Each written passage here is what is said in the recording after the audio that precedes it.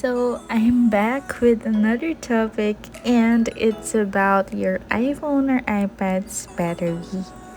Okay, so in this video, we're gonna learn what iPhone batteries are made of, and also how or what to do if you guys experience a battery health degraded, or if your device performance is not the way it used to be. Okay, so let's go ahead and discuss or talk about what are iPhone batteries made of.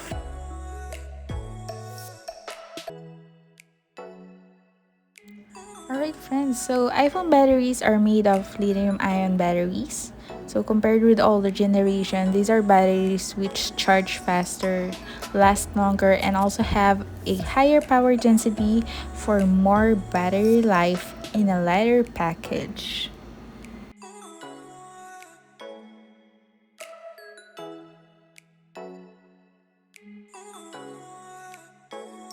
Right, so don't get confused, people, on what is the difference between battery percentage and battery health.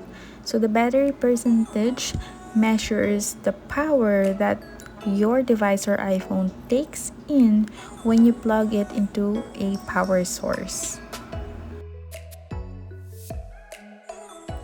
And as for the battery health of iPhone, so it helps us to identify whether the device can still support normal performance on the iPhone. Now here's the thing, people. Lithium ions are rechargeable batteries, which means they chemically age. And as you use them over the months, the years, they chemically age, which can result to a lower or degraded battery health. So that's one thing that we need to understand. There is totally nothing we can do about it because it is natural for a rechargeable battery to chemically age over the time.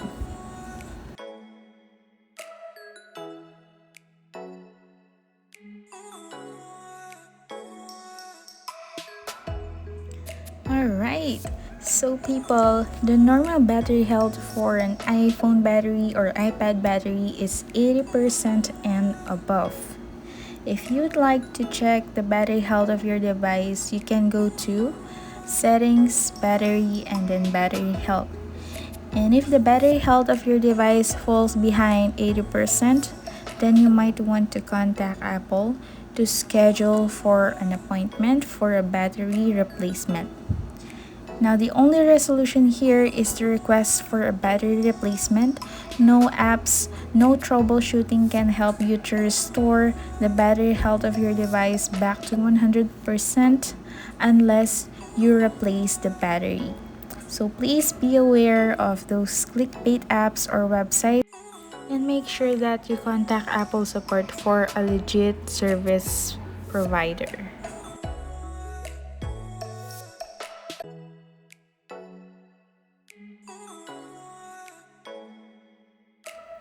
As per Apple's website, it is advisable or recommended to update to the latest iOS or iPadOS because it includes the advanced energy saving technologies. So always make sure that your device is using the latest version of iOS.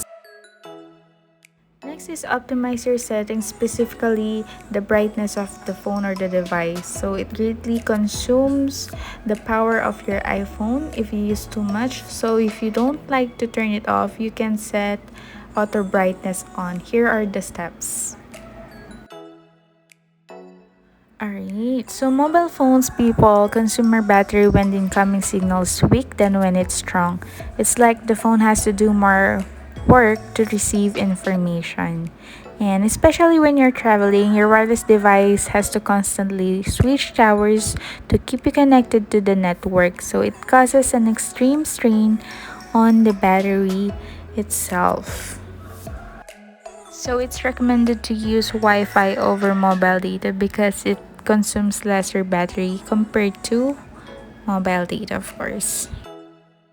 So enabling low power mode similarly disables many useful features, including background processes, use of wireless communications, of course. So it's recommended to use this one if your battery is below 20%. So the next thing that we might want to check is the battery usage, of course. To go here, you can click settings, battery, and once you're there, you will see all the applications that you're using. So there's actually a weekly report, the battery level, and also the activity, right? So while you're using these apps or while you're not using them, they are still running in the background if you're not aware of that. That is because the background app refresh might be turned on. So to turn it off, you can go to settings, general, background app refresh, and you can also select those apps that you want to turn off and leave those apps that you want to turn on. Next is you might want to turn off features that are not in use. These features are the GPS, mobile data, and Bluetooth.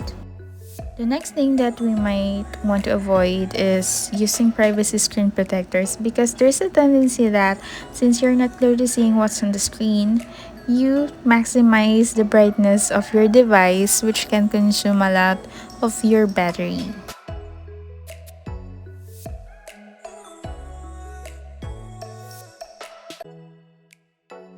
Alright, to answer that question, it is not bad to use your iPhone or iPad while charging. So when you pick up your phone to use it while it is on charge, the phone slows down the charging speed and diverts the power between charging the battery and whatever it is that you're doing to power everything up. Well, in short, yes, it is totally safe.